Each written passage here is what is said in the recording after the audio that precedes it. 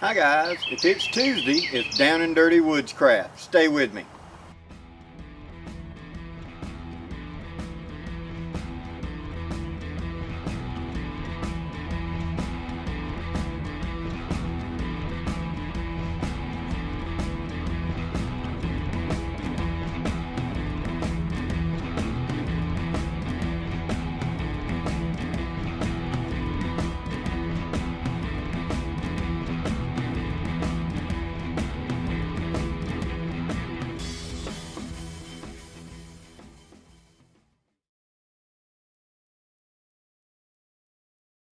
Okay, today we're going to talk about how sharp a knife needs to be.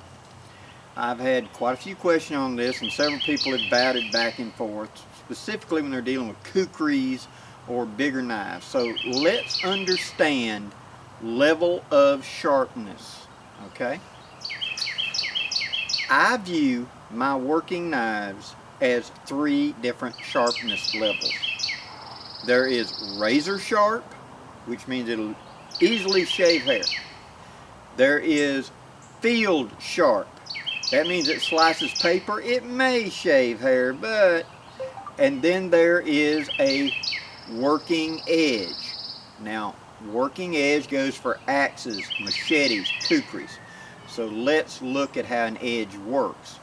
All you're doing is thinning down the edge of steel to make a thinner edge. A very, very thin edge cuts very cleanly, but the thinner the edge, no matter what the steel is, the faster it can dull in heavy work.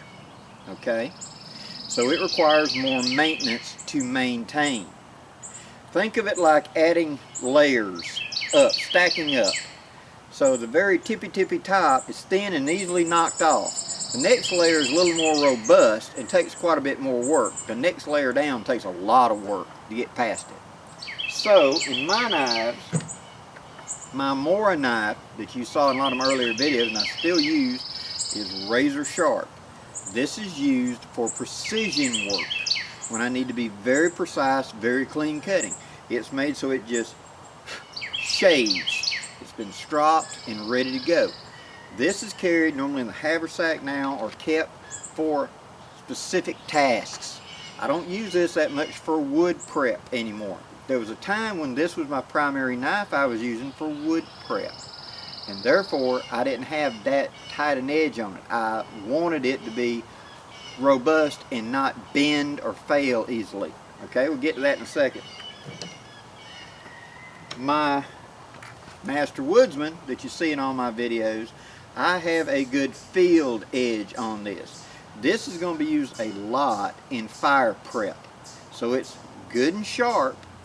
Its angling all does the work, but it's going to be doing a lot of carving, a lot of splitting, a lot of shaving, things like that. So it is not razor sharp, although I could make it razor sharp. But razor sharp dulls faster at a faster rate than say field sharp, okay? And I want this to perform for at least 30 minutes at a good high edge on that kind of precision work. I want it to work several hours at coarse work like shaving bark, working wood, carving or whatever, so I don't have to resharpen this very often. It's really good steel, but I want my edge to give me that kind of durability, so when I need to take a break, I can just strop it a little bit and bring it right back. And we'll deal with stropping in just a minute. Now something like my WSK, this is a chopper. It can do the precision work and it does that. And so this edge right here has been sharpened to it's just about razor sharp, because that's going to be my precision work. This edge up here I have left more of a field sharp because it's going to be doing chopping, pounding, scraping. The job of the knife is what's coming into play. So this straight edge right here I've got to razor sharp. It'll shave. This edge up here I've left more robust, okay? Because it's going to be asked to do a lot of this. Now my kukri is strictly a working edge. It means it's like an axe. It's sharp enough to slice paper. It holds an edge very well, but it is nowhere near shaving sharp. It is paper slicing sharp, no problem. But this is going to be called upon to do a great deal of chopping, a lot of impact. And if I was using that super fine razor edge, it'd be more likely to do that. This way I'm using a more robust edge, and it can take the impact and not dull easily. Or if I get an unlucky strike, I don't want to roll the edge. This makes for a more using field edge. Because remember, I dig with this. I use it as a draw knife and etc. And like what I do with the SK, this section right here is a little sharper, and I keep it a little sharper than I do the main sweet spot and belly. Because when I'm doing chopping, this up here is going to be doing the impact. If I'm using this part of the knife, it's for precision work, so I've got it a little sharper right there. Okay? Now,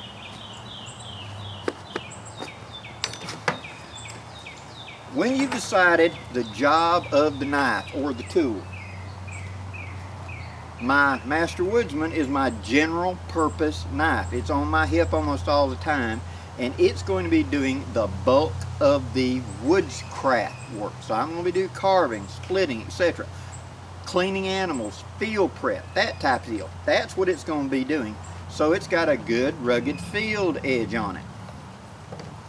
The Mora is a razor sharp because it's going to be doing precise work. Something that I needed to cut very cleanly with very little effort. Since it takes so much effort to get the knife to that edge, I want to maintain it. Now you notice all my knives got leather sheaths. That's a very simple reason, because a leather sheath can be used to strop the blade.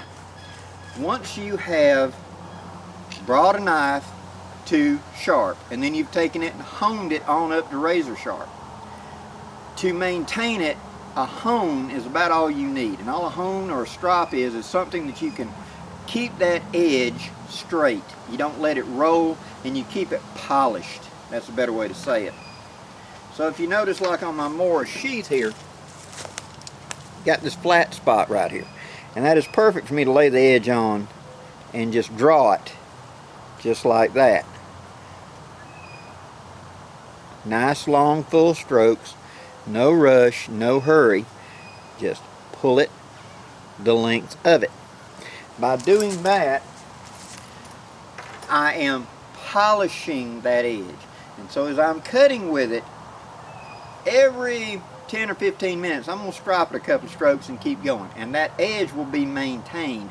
It will not dull nearly as fast because I'm keeping it polished. It's cutting rather than sliding. See? Now on my Master Woodsman, I can do the same with this top edge right here. I can roll just like that on that top edge and use it for buffing my knife. Now this knife is not at that razor sharp level because I don't want it razor sharp. I may have to pound this through something gnarly, and I don't want to roll the edge. Not that this knife is weak in any way, it is not. But it's the fact that once you take it down to that thin razor sharp edge, it can't take so much abuse. So, in conclusion, decide what the tool's job is. Decide how sharp this tool should be. Decide how you're going to maintain it in the field. Now, like I've said in other videos, I carry a diamond rod in the field for sharpening. On my kukri on the back of it, I carry this little bitty mill bastard file because that's what I do in the field for my kukri. It allows me to touch up the edge and keep it like I want. I go up and stab it into a tree, and then I work that edge, just lightly hone it to keep this a good working edge for the job at hand. By stropping, I keep my razor sharps that way. I carry a diamond hone in my kit for maintaining my Master Woodsman because it's very easy just to do a few strokes and keep it at the optimum sharp level. Don't let a knife get dull. It takes more effort to bring a dull knife back up to sharp than it does just a few strokes to keep a knife sharp. Okay. Please leave any questions or comments down below, and I hope this answers the questions I've been getting about how sharp a knife needs to be. Your knife, your level of expertise, where you need to be with sharpening. It doesn't benefit you to take like a kukri that's going to be splitting gnarly old oak and take it up to a razor edge. It will roll the edge and dull too quickly. On the other hand, it doesn't spend your money well to take a custom knife and have it basically dull where it's a working edge and you're trying to do precision carving. The knife isn't sharp enough. Dial in the sharpness to the job. That's my 2 cents worth. Thank you for watching, guys. Please leave any questions or comments below. And until next time, I'm Blackie for Shaman's Forge Woodscraft. Wishing you safe journeys. Have a great day, guys.